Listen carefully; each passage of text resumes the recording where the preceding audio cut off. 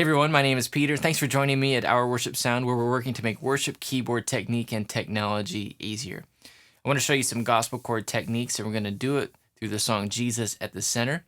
And we're going to be working specifically with the bridge of this song, because pretty much anything I would do in the rest of this song, from a gospel chord standpoint, I can show you how to do it through the chords that we have in the bridge. First of all, let's talk about the most basic form of the chord progression here. We're going to be working in the key of C major, and we'll kind of reference our chords back to that scale. We're going to start with the 5 chord G, and then we'll go to the 6 chord A minor, and then in between we have a C/E, so the 1 chord over its third in the bass, and then to the 4 chord F, and back to G. So that's the most basic form of the chord progression. And to put it with the melody, it goes from my heart to the heavens, Jesus be the center. It's all about you. Yes, it's all about you. So nothing wrong with playing it that way, but if we want more of a gospel feel, there are a few things that we can do. First of all, the 5 chord, there's not too much I would do to dress this up. I might make it a sus4 chord, but we're gonna leave it pretty much unchanged. Once we get to the A minor, we can start to do some other things. So instead of just playing our A minor triad, we can start to add some upper extensions to it, like the 7th, 9th, and 11th. And this has a really nice sound. One really easy way to think of this is to start with the A, so A minor, and then go down a note to G, and play a major chord based on that, because if we take away the A minor part of it, we're left with just a G major chord.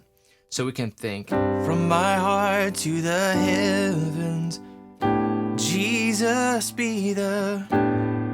Okay, so it makes a nice minor 11 chord. If you want to take it a step further and get really wild with it, you can go, let's see here, 7, 9, 11, you can do a raised 13, a sharp 13, which you could think of as a G major 7 over A in the bass.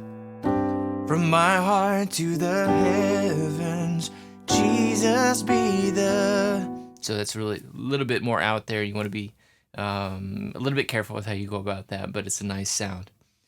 From there, we're going to go to C/E.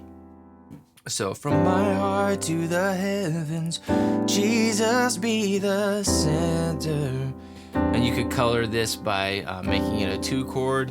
One thing I like to do with this is we have to think ahead a little bit to go to this, to know how we're going to deal with this. So we got the C/E, but it's leading to an F, which is the 4 chord of the key. Okay, and for this, what I like to do is set up a secondary dominant to go to that F. So let's back up and talk about a couple different terms. When we talk about different chords, we can have we have a chord based on each note of the scale: the 1 chord, 2 chord, 3 chord, 4 chord. The name for the 1 chord is the tonic, and when we get up to the 5 chord, we call that the dominant chord. And we can kind of strengthen the dominant effect of it by adding the 7th to it. So not just 1, 3, 5, but 1, 3, 5, 7. And the effect of the dominant is to create a tension that resolves to the tonic or to the 1 chord. So we've got this dominant sound.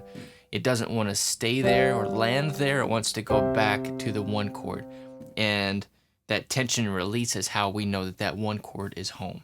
But as we're playing these progressions, we can use what I call secondary dominants to set up other chords as kind of temporarily being like home. And that's what we're going to do with this 4 chord F. So the way to do this is to go down a 4th, and we're going to build a major 7 chord, or a major chord with a minor 7 that's going to resolve to that chord. So, and it works really well with kind of turning that 1 chord into a 7 chord, and then it resolves to the 4. So let me play this in context. It's going to go, heart to the heavens, Jesus be the center. It's all about you. Okay, so nice sound going to that. Now, there are a number of ways that we can change this secondary dominant approach too. There are different types of dominants. So not just the 7th, but we can do the 9th. We could do an 11. And I like to go as far as doing it the 13th. Okay, so, and what we can do with the 13th chord is take away the basic triad and then we're left here with a B flat major 7 chord, okay? So again, take the original root, go down a step.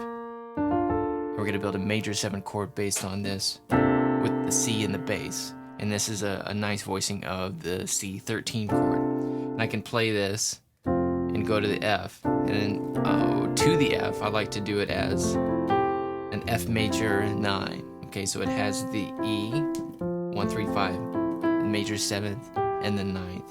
Okay, so to back up a minute.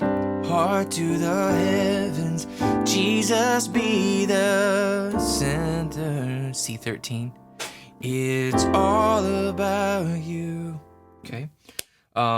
So that's one way, using different types of dominants in the secondary dominant format. One more thing I want to show you here with this particular one is this is a good place to add a tritone substitution as well.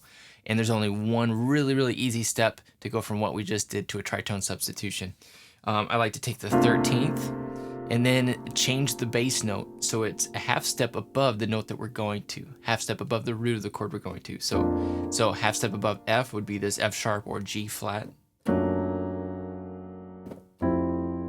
Okay, and that in effect creates a tritone substitution because it's a tritone away from that C dominant sound that we're going for.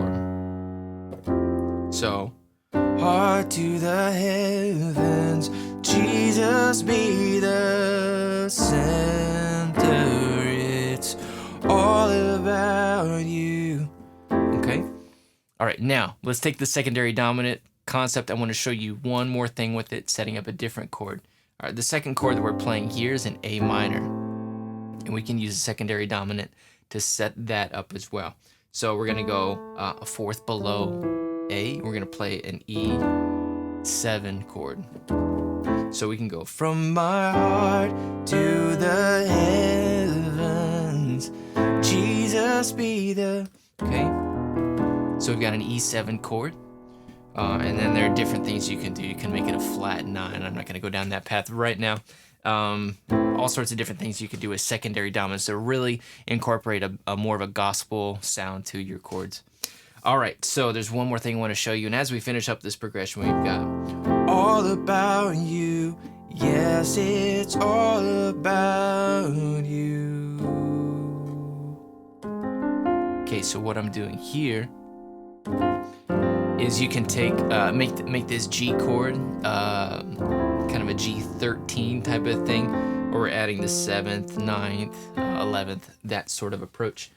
We end up here doing this, we end up with an F major chord on top of the C, which gives us the G11 sound. Okay, one thing to do, this is the 4 chord in the key, and I'm putting a lot of things together, so stick with me. But I've got the 4 chord in the key of C major, an F major chord. One of the things you can do is alter this and make this a minor chord, okay? So you're gonna end up with a G flat 9 dominant sound. Now, I don't get hung up on the flat 9 too much, because the reason why this sounds cool is because we're taking the 6th scale note and flatting it, and that's a thing that shows up in different ways. But I like to relate different sounds with what scale note we're dealing with, okay? So that's why it sounds cool. It's because it's adding that lowered 6th sound in there, okay? And some of this stuff is explained in a resource that I'm gonna tell you how to get. It's a free thing that I put together to help you kind of understand these concepts a little bit better. I'll tell you about that in just a minute. But as we're finishing up this progression, all about you, yes, it's all about you. And this creates a slight clash at the beginning with the melody note. All about, we have this going on. All about you. So you might be careful about how you approach that. All about you, yes, it's all about you. Okay. So to put this chord progression in a way that I would actually play it. From my heart to the heavens, Jesus be the center. It's all about you. Yes, it's all about you. And arpeggiating that is a nice way to end it too, and going back into the third verse of the song. So anyway, This is challenging because it's putting some different concepts together, and it takes a little bit to kind of organize it mentally as we're playing through it. But you'll begin to hear things and begin to put kind of piece these things together if you want to dig into it. One of the things that I want to use to help you learn this stuff is a gospel chord techniques PDF that I put together. And if you want to go to OurWorshipSound.com/gospel chords, that'll show you how you can register to get that PDF. And that's free, and you'll get instant access to it. So go ahead and check that out, OurWorshipSound.com/gospel chords. Hope that was helpful to you. Let me know if there's anything along these lines that we can do to make this more accessible for you as well. So thanks for watching, and we'll see you soon.